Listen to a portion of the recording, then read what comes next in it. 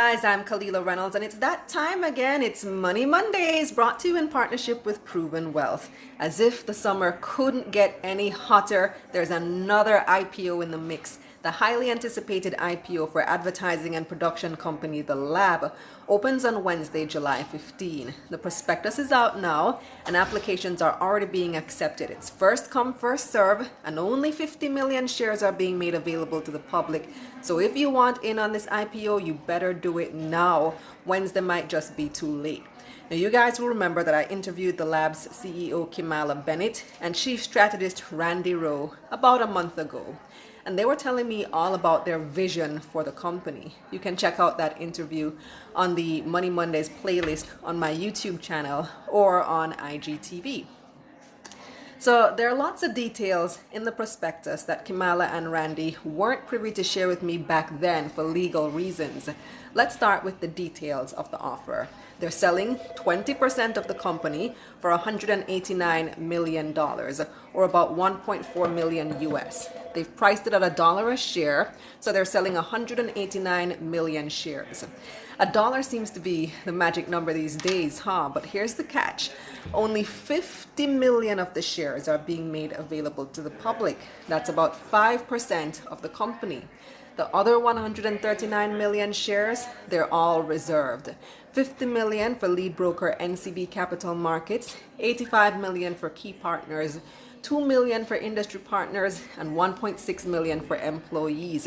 So there's very limited space for public participation.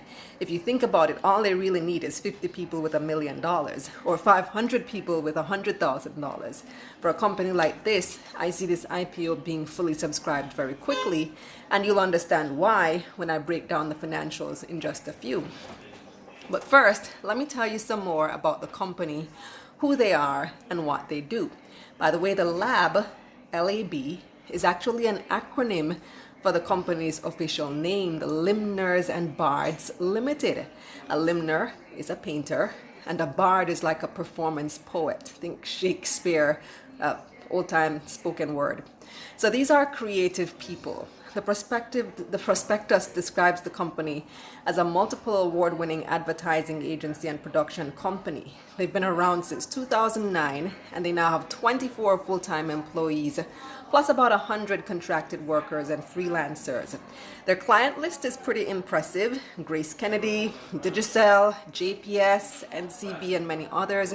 You definitely recognize their work on TV, the Fleury Mackerel campaign for Grace Kennedy, NCB Capital Quest, among others. They've also been involved in several international productions shot in Jamaica, such as Rihanna's Man Down music video and Nick Cannon's feature film, King of the Dance Hall. So a very wide repertoire.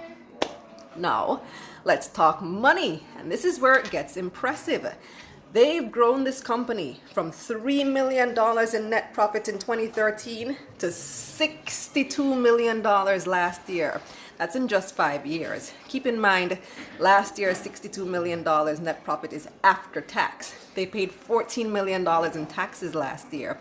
Once they list on the junior market, they'll be eligible to pay no corporate income tax for the first 5 years. If you look at their charts, you'll see consistent and significant growth, except in 2017 when they made a $3 million loss. But that year was an exception.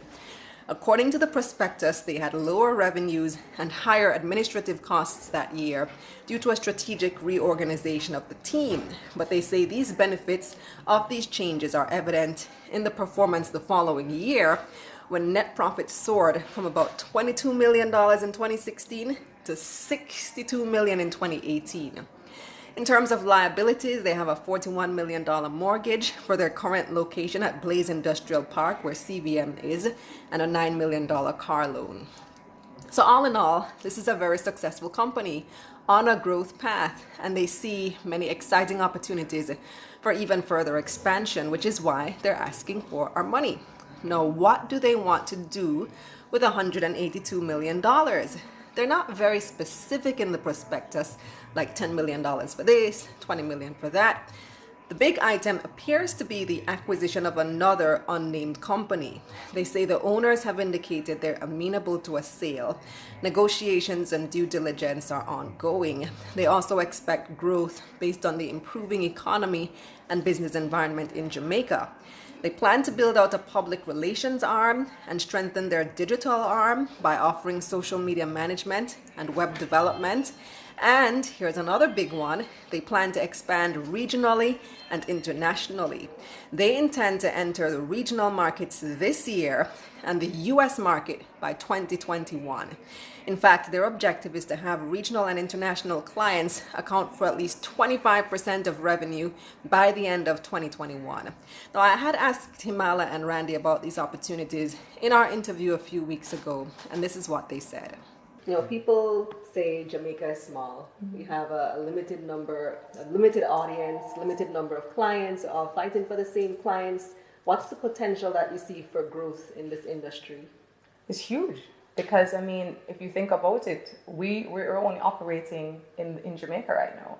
And a lot of our clients are global clients or they have global aspirations. So the goal is to grow with our clients. Exactly right. To grow with our clients, to be able to retain them, and that's a part of why we're doing this, and also to look outside of Jamaica. And when you think of even doing work even outside of the region, because we are exposed to the U.S. way of doing things. So my creative team can produce for a U.S. company because of social media, because of the internet. So that's where you have your eye next? Absolutely. A region, for sure. On that international market? But we're not letting go of the local market. The local market itself is still strong and getting stronger. All right, if you're eyeing a global market, because we do live in a globalized world, you're competing against all the global firms as well. So it's tough. Yeah, but we know what we're doing because we aren't, having been in the global space, I also know where we will lie. I mean, I'm not going to say it here, obviously, but I know exactly where we will. What's your vision for the lab in 5 years? Well, we're definitely number one in the region and recognized internationally. So yeah, these are the opportunities that the company is banking on. They want to take advantage of lower labor costs in Jamaica, plus the geographical proximity to the US, while still delivering first world quality production. By the way, their dividend policy is for an annual dividend of up to 25% of annual profits after tax. Now let's look at their corporate structure. Another important thing to consider. Who's running this company? I told you already, Kalilah Bennett is the founder, CEO, and also executive director, or an executive director. Her background is in film and business. They also have a brand new board with some very recognizable names. Stephen Gooden, he's the CEO of NCB Capital Markets, is a non-executive director.